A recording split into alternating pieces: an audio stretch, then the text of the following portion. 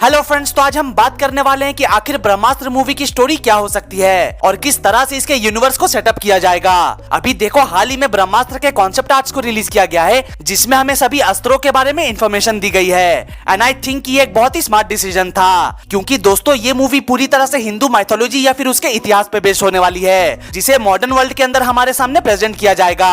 और इसलिए इस कॉन्सेप्ट आर्ट के थ्रू मेरे जैसे लोगों को, जिनको ब्रह्मास्त्र के बारे में कुछ खास नॉलेज नहीं है, उनको टारगेट करने की और बेसिक चीजें समझाने की कोशिश की गई है। तो खैर दोस्तों, मुद्दे से ना भटकते हुए मूवी की स्टोरी के ऊपर बात करते हैं। तो चलो अब बिना किसी देरी के वीडियो को शुरू किया जाए।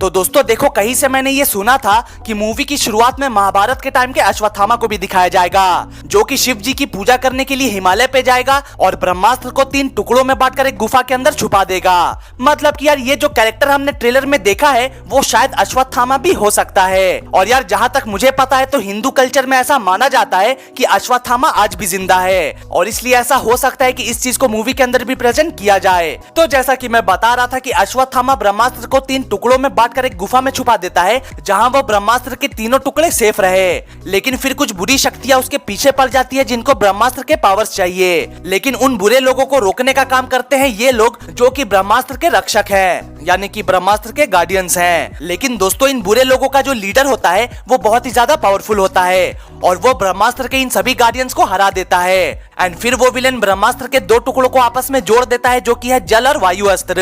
यार एक मिनट, यहाँ मैं एक चीज बताना भूल गया।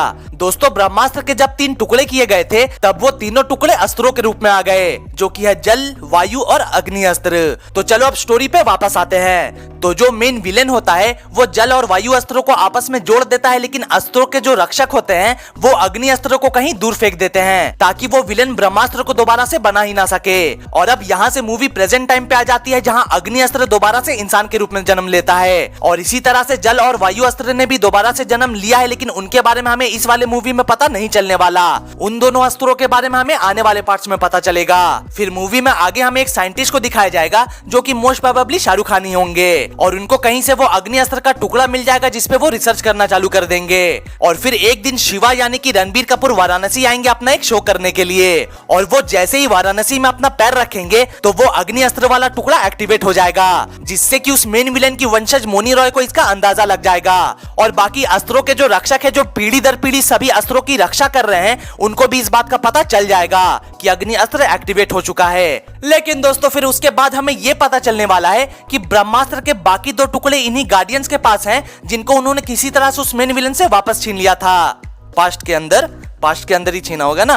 और अमिताभ बच्चन, जो कि उन गार्डियंस के लीडर हैं, वो रणबीर कपूर से मिलते हैं और उसे बताते हैं कि तुम ही अग्नि अस्त्र हो, जिसे प्राचीन काल के अंदर हिफाजत के लिए कहीं दूर फेंक दिया गया था। तो अब मूवी में आगे अमिताभ बच्चन उसे ट्रेनिंग देना शुरू कर देते हैं, क्योंकि बहुत ही जल्द मोनी रॉय उसके पास आने वाली है। फिर यहाँ दूसरी तरफ अनीश, जिसके पास नंदी अस्त्र है, वो शाहरुख खान की तलाश में निकलेंगे और उनसे वो अग्नि अस्त्र ले लेंगे, जिसपे वो रिसर्च कर रहे थे। फिर उसके बाद मोनी रॉय अपनी सेना लेकर आएगी और एक घमासान युद्ध होगा, जिसमें मोनी रॉय जीत जाएगी और सबको मार देगी, जिनमें अमिताभ बच्चन और बाकी के सारे अस्त्रों के रक्षक भी शामिल होंगे। सबको मार देगी वो। जिंदा बच जाएंगे तो बस रणबीर कपूर, आलिया भट्ट और नागार्जुन। लेकिन दोस्तों, यहाँ मोनी रॉय को ये पता चलता है कि ब्रह्मास्त्र के तीनों टुकड़ों में से सिर्फ अग्नि अस्त्र एक्टिवेट हुआ है, और बाकी के 2 अस्त्रों को एक्टिवेट करने के लिए उन 2 इंसानों को ढूंढना होगा। मतलब कि उन अस्त्रों को ढूंढना होगा जिन्होंने इंसान के रूप में जन्म लिया है, जिस तरह से रणबीर कपूर ने अग्नि अस्त्र के रूप में जन्म लिया। लेकिन दोस्तों, जब तक मोनी रॉय ये सब कुछ समझ रही थी, तब तक वहां दूसरी तरफ रणबीर कपूर को चारों तरफ से आग घेर लेती है, जिससे कि वो वापस से होश में आ जाता है, और फिर फाइनली ब्रह्मास्त्र के तीनों टुकड़े उससे वापस छीन लेता है।